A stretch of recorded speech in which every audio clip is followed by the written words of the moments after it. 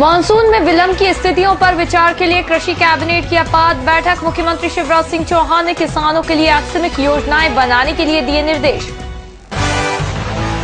और राज्य के वर्ष 2014-15 के बजट पर मुख्यमंत्री शिवराज सिंह चौहान की प्रतिक्रिया, कहा बेहतर आर्थिक प्रबंधन का उदाहरण है बजट।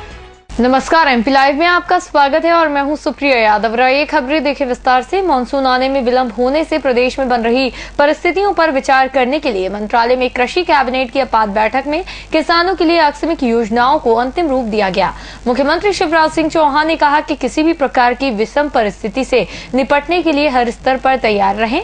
उन्होंने विभागीय अधिकारियों को आकस्मिक योजना बनाने के निर्देश दिए। उल्लेखनीय है कि अल नीनो के प्रभाव से आए जलवायु परिवर्तन के कारण मानसून की स्थिति बिगड़ गई है। प्रदेश के कई जिलों में सामान्य से अत्यंत कम और कुछ जिलों में नहीं के बराबर बारिश हुई है। मानसून में विलंब की स्थिति पर पूरे देश में चिंता व्यक्त की जा रही है। शिवराज सिंह चौहान ने किसानों को भरोसा दिलाया है कि मानसून बिगड़ने के कारण बनी स्थितियों से चिंता करने की आवश्यकता नहीं है।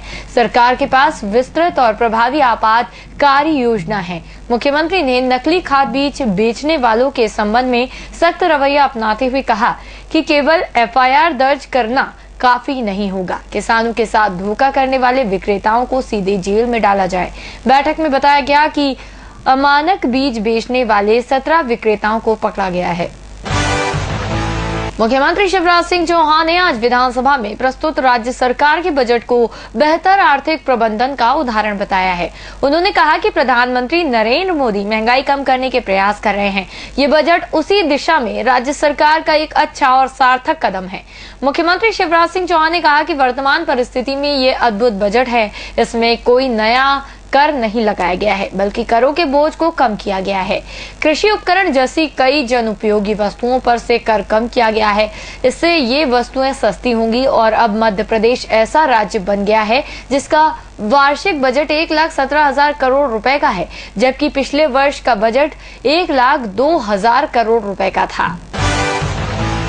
विधानसभा सभा कक्ष में आज विधानसभा सदस्यों को राज्य में संचालित स्वास्थ्य कार्यक्रमों की जानकारी दी गई। स्वास्थ्य राज्य मंत्री शरद जैन और प्रमुख सचिव स्वास्थ्य प्रवीर कृष्ण ने विधायकों को योजनावार विवरण दिया। इस अवसर पर वित्त मंत्री जयंत मलैया भी उपस्थित थे। स्वास्थ्य राज्य मंत्री शरद जैन ने कहा कि महिलाओं और बच्चों के अच्छे स्वास्थ्य के लिए सरकार और जनप्रतिनिधियों को मिलकर कार्य करना है। विधायक समाज की सेहत का स्तर बेहतर बनाने के लिए कार्य करें। स्वास्थ्य राज्य मंत्री ने कहा कि महिलाओं के सम्मान के लिए गौरवी केंद्र की शुरुआत जयप्रकाश अस्पताल भोपाल में गत माह की गई है। इसके अलावा ममता अभियान को गति देने की शुरुआत भी इस माह हुई है। स्वास्थ्य राज्य मंत्री ने उम्मीद व्यक्त की है कि विधानसभा सदस्य स्वास्थ्य कार्यक्रमों के प्रति जन जागरूकता बढ़ाने में आवश्यक सहयोग करेंगे। प्रमुख सचिव प्रवीर कृष्ण ने यूनिसेफ के सहयोग से आप दे साथ तो बने बात के अंतर्गत समुदाय, जनप्रतिनिधि और स्वास्थ्य विभाग के समन्वित प्रयासों के संबंध में विस्तार से जानकारी दी। उन्होंने बताया कि प्रदेश में शिशु एवं मातृ मृत्यु दर और सकल प्रजनन दर से तेजी से गिरावट लाने की कोशिशें की जा रही हैं। लघु उद्योग भारती मध्य प्रदेश के प्रतिनिधि मंडल ने आज मंत्रालय में उद्योग मंत्री यशोधरा राजे सिंधिया से सौजन्य भेंट की। सिंधिया से डॉक्टर अजय नारंग के नेतृत्व में प्रतिनिधि मंडल ने औद्योगिक क्षेत्र के संधारण शुल्क में वृद्धि के संबंध में चर्चा की।